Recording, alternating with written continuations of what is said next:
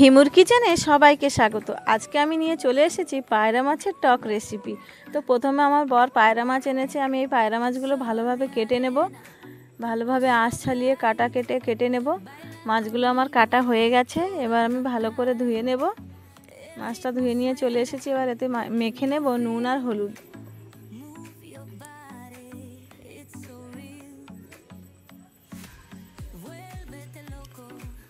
হলুদ নুনটা ভালোভাবে আমি কিন্তু মাছে মেখে নিয়েছি। এবার একটা কড়াই উনুনে বসিয়ে দিয়ে কড়াইটা গরম করে নেব। কড়াইটা কিন্তু আমার গরম হয়ে গেছে। এবার দিয়ে দেব সরষের তেল।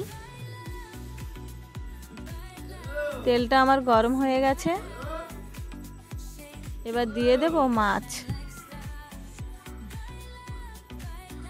মাছগুলো আমি দিয়ে দিয়েছি যতটুকু আমার দেওয়ার কথা, মানে যতটুকু আমি টক রান্না করব ততটুকু মাছ আমি দিয়ে দিয়েছি। মাছটা কিন্তু আমার প্রায় ভাজা হয়ে গেছে। আমার কিন্তু অলরেডি দুপুরে রান্না শেষ হয়ে গেছে। আমার বর হঠাৎ এই মাছগুলো এনে বলছে একটু টক রান্না করো তো খাই, তার জন্য আমি তো টকটা রান্না করছি। মাছগুলো কিন্তু আমার ভাজা হয়ে গেছে। এদিকে আমি একটু বেটে নিয়েছি আদা জিরে বাটাটা আমি কড়াইতে তেল থাকাতে সেই তেলে দিয়ে দিয়েছি। আদা জিরাটা ভালোভাবে কষিয়ে নেব। আর এতে দিয়ে দেব লঙ্কার গুঁড়ো। লঙ্কার গুঁড়োটা কিন্তু আমি জলে গুলিয়ে দিয়েছি, কারণ তেলে লঙ্কার গুঁড়োটা দিলে তরকারিটা পুড়ে যায়, পোড়া পোড়া লাগে, দেখতেও ভালো লাগে না, খেতেও একটু তিতকুড়ি লাগে। তার জন্য আমি লঙ্কার গুঁড়োটা জলে গুলিয়ে দিয়েছি। এবার দিয়ে দিলাম স্বাদ মতো নুন আর হলুদ।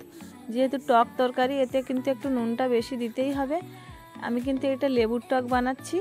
গাছ থেকে লেবু এনেছে আমার বর, এই লেবু দিয়ে আমি টকটা বানাবো। মশলা কিন্তু আমার কষানো হয়ে গেছে প্রায়। এবার আমি দিয়ে দেব জলটা আমার যতটুকু দেওয়ার আমি দিয়ে দিয়েছি, আর তাতে দিয়ে দিয়েছি মাছ। এবার ঢাক দিয়ে দেব। সবাই কিন্তু খেতে বসে গেছে, সবাই তাকিয়ে আছে টক তরকারিটা হলে সবাই খাবে।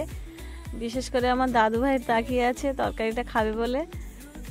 এবার আমি তরকারিতে দিয়ে দিলাম লেবুর রস। লেবুটা আমি রস বের করার সময় তোমাদেরকে দেখাতে ভুলে গেছি।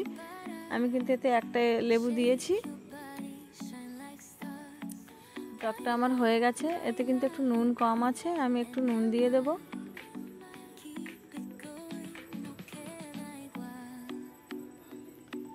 তরকারির ফুট দেখেই জানা যাচ্ছে নুনটা অনেক কম আছে। আমি আর একটু নুন দিয়ে দিয়েছি, কারণ টক তরকারিতে কিন্তু একটু বেশি নুন লাগে।